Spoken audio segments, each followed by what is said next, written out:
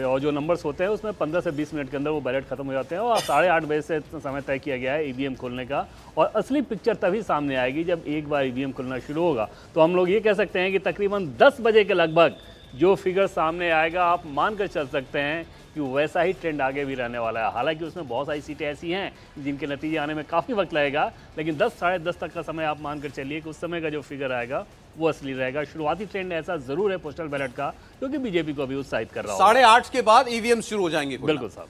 हमारे साथ 2 पॉलिटिकल मेहमान भी जुड़े हैं। बीजेपी से शहजाद पूनावाला, अतुल लोंढे पाटिल कांग्रेस पार्टी से हमारे साथ हैं। बहुत स्वागत आप सभी को और आप सबको सुप्रभात। क्या स्कोर कार्ड मान के चल रहे हैं आप आज पूरे दिन का, जरा जल्दी से बताएं, क्योंकि आप ही की तस्वीरों के आगे जो है, पार्टी के निशानों के आगे बड़ी तेजी से गिनती भाग रही है। पहले शहजाद पूनावाला। देखिए, 5 वर्ष पहले इन 5 राज्यों में हमारी कहीं पर भी सरकार नहीं थी। मध्य प्रदेश में बाद में बनी, जब ज्योतिरादित्य जी निकल गए कांग्रेस पार्टी से, तो दरअसल कांग्रेस की 2 राज्य सरकारें थी। और आज जो मध्य प्रदेश में हमारी सरकार है, सारे एग्जिट पोल से ऐसा पता चल रहा है कि 18 वर्ष बाद भी वहाँ पर पॉलिटिक्स ऑफ परफॉर्मेंस को लोग सराह रहे हैं। और जहाँ तक राजस्थान की बात है, वहाँ पर डिसाइसिवली हम लोग वापस आ रहे हैं। और छत्तीसगढ़ में जहाँ पर कांग्रेस को लग रहा था कि वो कंफर्टेबली आगे हैं, वो वैसी स्थिति में नहीं है, नेक टू नेक वहाँ पर टक्कर है। तो मुझे लगता है कि 3 स्टेट्स में अगर भारतीय जनता पार्टी का कमल खिले, तो ये मुझे लगता है कि कोई अतिशयोक्ति नहीं होगी कहना कि वहाँ पे 3 राज्यों में हमारी सरकार बनेगी। अतुल जी, आपने सुन लिया, होप हाई है भारतीय जनता पार्टी की, लेकिन टैली ये बता रही है मध्य प्रदेश में बड़ी तेजी से भारतीय जनता पार्टी आगे जा रही है। अभी थोड़ा इंतजार कर लो मीनाक्षी जी, चारों स्टेट में आपको कांग्रेस अच्छे मार्जिन से जीती हुई दिखाई देगी। 2018 में जो पाप भाजपा ने किया था कर्नाटक में और मध्य प्रदेश में, जो चोरी की थी मैंडेट की, उसके खिलाफ और जो गारंटी दी है उसके फेवर में, उसके हक में जो है वो मतदान हुआ है। जुमला बनाम विश्वास ये चुनाव का नारा था और ये जुमले के बनाम विश्वास को लोग जिता रहे हैं। थोड़ी देर रुकिए, आपको 10 बजे तक जो है सारे रुझान जो है उस पता चल जाएगी कौन जीत रहा कौन हार रहा है। अब वैसे भी अभी तो रुझान आने शुरू हुए हैं। एक बार फिर से हम टेलीसरा दर्शकों को बता दें, 18 सीटों पर राजस्थान के रुझान आ गए हैं। 9 पर कांग्रेस, 8 पर बीजेपी, 1 अन्य के पास तेलंगाना की बात करें, 3 पर बीआरएस, 1 पर बीजेपी, 2 पर कांग्रेस, 1 पर एआईएमआईएम। मध्य प्रदेश में 21 सीटों के रुझान आए हैं, 15 पर बीजेपी आगे चल रही है। पोस्टल बैलेट की ये गिनती है। हम एक बार फिर दर्शकों को याद दिला दें, ईवीएम खुलने अभी बाकी हैं। कांग्रेस 8 पर मध्य प्रदेश में रुझानों में आगे दिखाई दे रही है और छत्तीसगढ़ में कांग्रेस 7 पर, बीजेपी 2 पर इस वक्त लीड करते हुए दिखाई दे रही है। झालरापाटन से वसुंधरा राजे आगे हैं।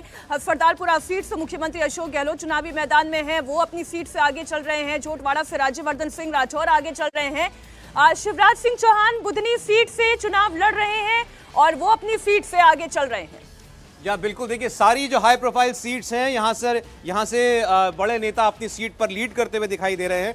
वसुंधरा राजे आगे चल रही हैं, गहलोत आगे चल रहे हैं, दिया कुमारी जो सांसद हैं और विद्याधर नगर से राजस्थान से चुनाव लड़ रही हैं, वो आगे चल रही हैं। छत्तीसगढ़ में भूपेश बघेल और रमन सिंह दोनों ही लीड करते हुए दिखाई दे रहे हैं। सचिन पायलट राजस्थान के टोंक से अपनी सीट पर लीड कर रहे हैं। वो दिमनी से नरेंद्र सिंह तोमर केंद्रीय मंत्री, वो आगे चल रहे हैं। झोटवाड़ा से राज्यवर्धन राठौर सांसद हैं राजस्थान से, वो इस वक्त लीड कर रहे हैं। सतना से गणेश सिंह जो सांसद हैं वो इस वक्त लीड करते हुए दिखाई दे रहे हैं। एमपी से 2 बड़े नेताओं के बेटे जयवर्धन सिंह, दिग्विजय सिंह के बेटे और अर्जुन सिंह के बेटे अजय सिंह, ये दोनों भी अपनी सीट से लीड करते हुए दिखाई दे रहे हैं। 27 रुझान मध्य प्रदेश से आ चुके हैं, 15 भाजपा के खाते में, कांग्रेस पार्टी के खाते में 12 और राजस्थान से 20। ज्यादा अंतर नहीं है, बीजेपी 9 और कांग्रेस पार्टी 10। ये ट्रेंड इस वक्त दिखाई दे रहा है। क्या कहेंगे हर्षवर्धन जी? मुझे लगता है कि जो नेता लोग कहते हैं, अभी हम लोग भी वही कहते हैं। अभी हम लोग कहते हैं कि देखिए थोड़ा प्रतीक्षा करते हैं, लेकिन मेरा ये मानना है कि जो एग्जिट पोल्स में और भावेश जी की धड़कन अब थोड़ी कम हो गई होगी, क्योंकि जिसको कहते हैं ना कि उनके जो अनुमान थे लगभग उस तरफ नतीजे जा रहे हैं। और राजस्थान में भारतीय जनता पार्टी अगर जीत की तरफ बढ़ जाएगी तो फिर एक बार ये कहना पड़ेगा कि अंतिम समय में जो इलेक्शन मशीनरी का इस्तेमाल बीजेपी करती है उसमें अभी तक कोई जोड़ कांग्रेस नहीं उसके सामने खड़ा कर पाई है।